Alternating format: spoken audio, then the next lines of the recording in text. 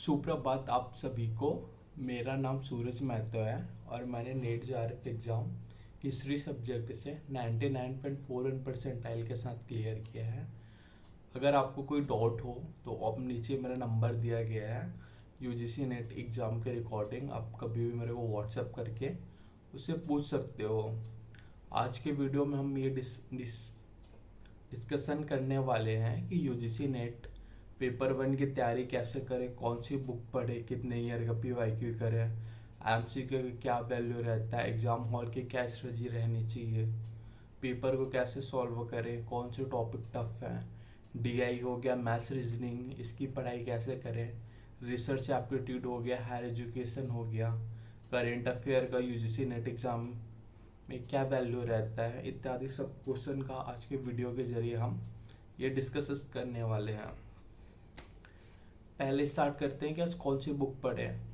तो मैंने जो केवीएस मतान की ये वाली बुक रहती है ओल्ड वर्जन, वो वाली बुक अपने प्रिपरेशन के दौरान खरीदी थी। तो आपको जो बुक बेटर लगे आप यूट्यूब वीडियो में फीडबैक देख लेना, रिव्यू कि कौन सा बुक का क्या रिव्यू दिया गया है। मैंने अपनी ये वाली बुक और हिस्ट्री की जितनी बुक है उसका रिव्यू अपने इस चैनल के माध्यम से सभी बुक का रिव्यू डाल दिया है। साथ में आप जो बुक बेटर लगे आप वो बुक पढ़ सकते हो। जैसे दृष्टि का बुक हो गया, अर्पिता करवा मैम को हो गया, या बहुत सारे कोचिंग है वो खुद अपना बुक पब्लिश करते हैं, उनके बुक भी काफ़ी हेल्पफुल है। अब ऐसा ट्राई करना, अब तो केवीएस मदान का पढ़ो या दृष्टि का पढ़ो, तो काफ़ी पॉपुलर है, ट्रेंडिंग बुक है।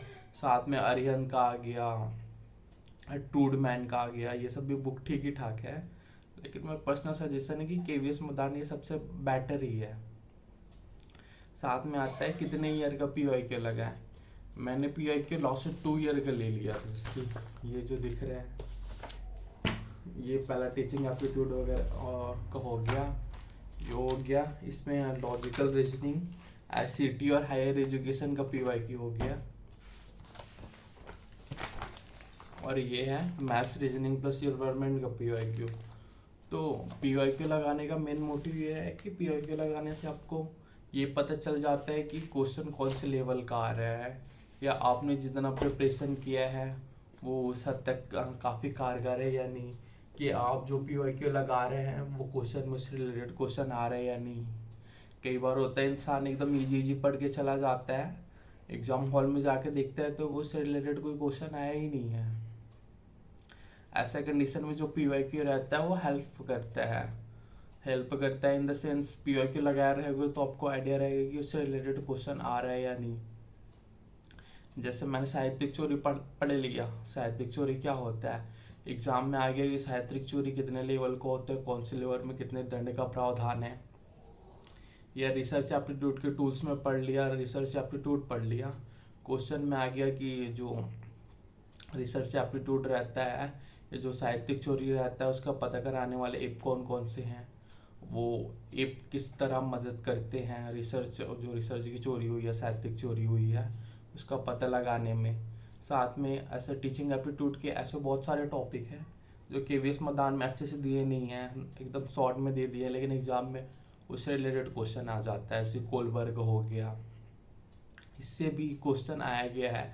एरिक्सन हो गया, टीचिंग एप्टीट्यूड में इससे रिलेटेड भी क्वेश्चन आ रहा है।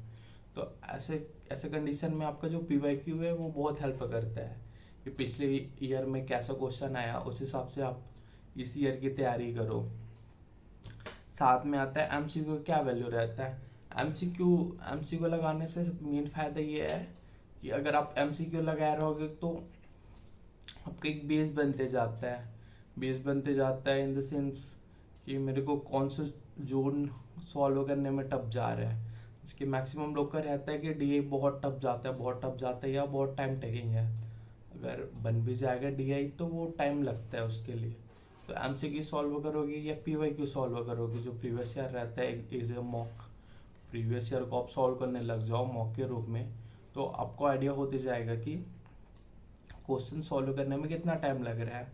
ऐसा ध्यान रखना कि अगर आपका सब्जेक्ट सेकंड है, कि मेरा हिस्ट्री सब्जेक्ट था, तो मेरा हिस्ट्री सब्जेक्ट स्ट्रॉन्ग है तो मैं एटलीस्ट पेपर 1 को 1 आवर से 1.5 मतलब 1.5 घंटे तक का समय दे सकता हूँ। 1.5 घंटा में अपने सब्जेक्ट निपटा के।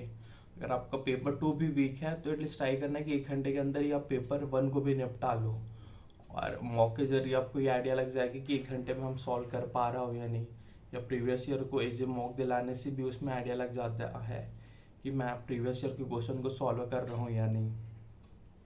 अब फिर आता है नोट्स कैसे बनाए। नोट्स बनाने का सबसे तरीका है कि आप दूसरे के बना बनाए नोट्स ना बना के आप खुद से हम नोट्स प्रिपेयर करो। इसकी मेरा एग्ज़ाम क्लियर हो गया है, तभी मैं अपना खुद का नोट्स अभी बना रहा हूँ, दूसरे लोग के डिमांड में है। ये वाला जो शिक्षण अभी संस्था हुई है, मेरा खुद का एग्ज़ाम क्लियर हो गया है, लेकिन दोस्तों के डिमांड में मैं फिर से नोट्स बना रहा हूँ कि उनको पेपर 1 में हेल्प हो जाए। ये हो गया, ये मतलब ये नोट्स अपने शॉर्ट्स में डालता हूँ ये अपने यूट्यूब चैनल में, आप उसमें जाके नोट्स के कुछ कुछ पार्ट्स है उसको पढ़ सकते हो। साथ में आप नोट्स ट्राई करना है कि आप खुद का बनाओ, या दूसरे का भी नोट्स ले रहे हो तो उसको कंटिन्यू कई बार रिविजन करो। खुद के नोट्स बनाने से फ़ायदा ये है कि आपको एक एक टॉपिक के बारे में बारीकी से पता रहेगा। हाँ, लेकिन अगर खुद के नोट्स बनाओगे तो थोड़ा पढ़ना ज़्यादा पड़ता है। इसके मैं बनाया KVS मदान का बुक हो गया, वो हो गया, साथ में प्रीवियस 3-4 साल के क्वेश्चन को लेके सॉल्व किया। अगर आपके पास इतना टाइम नहीं है तो कोई दूसरा नोट्स बनाया उसको ले लो, जिसकी अभी KVS मदान के बुक में है। स्वयं प्रभा की चैनल नहीं दिए हैं। अभी लेटेस्ट में जो एड हो जा रहे हैं स्वयं प्लस, वो क्या है उसके बारे में भी अच्छे से नहीं दिया गया है। साथ में एक क्वेश्चन रहता है कि करंट अफेयर कितने ईयर का पढ़े।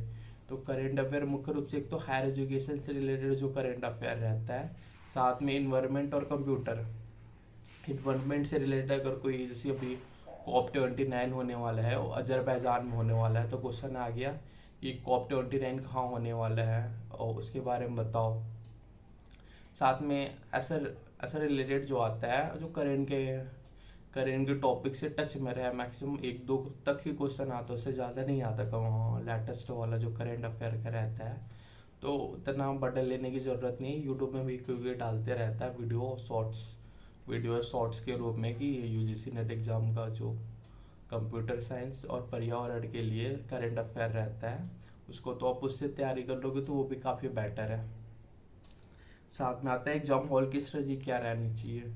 तो आप ये देखना, एग्ज़ाम हॉल में अगर पेपर टफ आया है तो पेपर पहले देख के घबराना मत। पेपर आपके लिए नहीं टफ आया है, जितने लोग एग्ज़ाम दिला रहे हैं अगर पेपर टफ आया तो सबके लिए टफ आया है।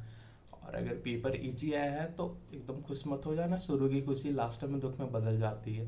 एग्ज़ाम सबके लिए इजी मोड में आया है।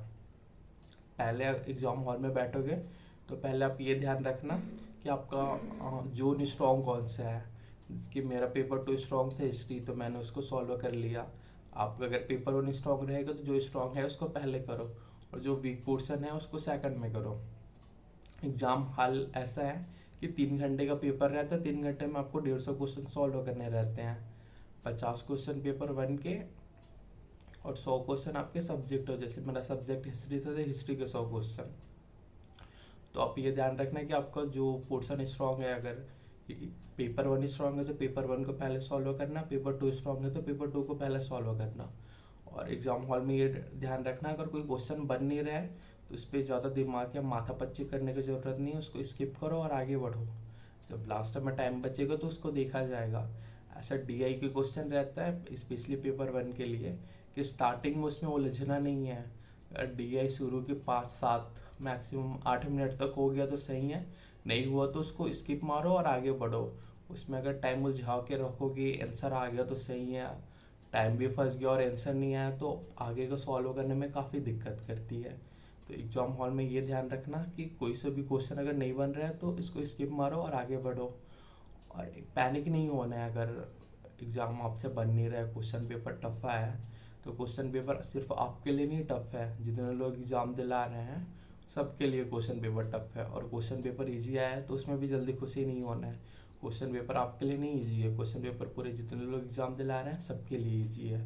तो एग्ज़ाम हॉल में ये ध्यान रखना कि अगर क्वेश्चन पेपर इजी है तो और थोड़ा अच्छे से, और ऐसा सिली मिस्टेक्स बहुत होते हैं, अगर क्वेश्चन हार्ड भी आया इजी भी आया, जो पढ़ते रहोगे उसको गलती वाइज या इधर उधर ध्यान हो गया, टिक लग जाता है, या उस टाइम रिमेंबर नहीं हो पाया वो क्वेश्चन का आंसर क्या था।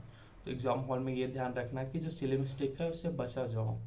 आपका एग्ज़ाम बेस्ट होगा। और भी आने वाले जो दिसंबर एग्ज़ाम के है उसके परीक्षार्थियों को मैं ये देना चाहता हूँ, अभी धैर्य बना के रखो। अभी कुछ एग्ज़ाम डेट वगैरह डिसाइड नहीं हुआ है, अपना फोकस बना के रखो। और ऐसा डिस्ट्रैक्ट नहीं होना है कि इसका फॉर्म है उसको भी डाल दो, इसका फॉर्म है उसको भी डाल दो। अगर आपने यूजीसी नेट टारगेट किया है तो एटलीस्ट जो एग्ज़ाम होने के 3 या 4 महीने रहते हैं उसमें सिर्फ यूजीसी नेट एग्ज़ाम में ही कॉन्सेंट्रेट करें। इसका फॉर्म आ रहा है उसको डाल दो, उसका फॉर्म आ रहा है उसको डाल दो। ये सब करोगे तो आप यूजीसी नेट एग्ज़ाम के लायक भी नहीं रह जाओगे और बाकी जो अदर एग्ज़ाम ट्राई कर रहे हो उसके लायक भी नहीं रह जाओगे।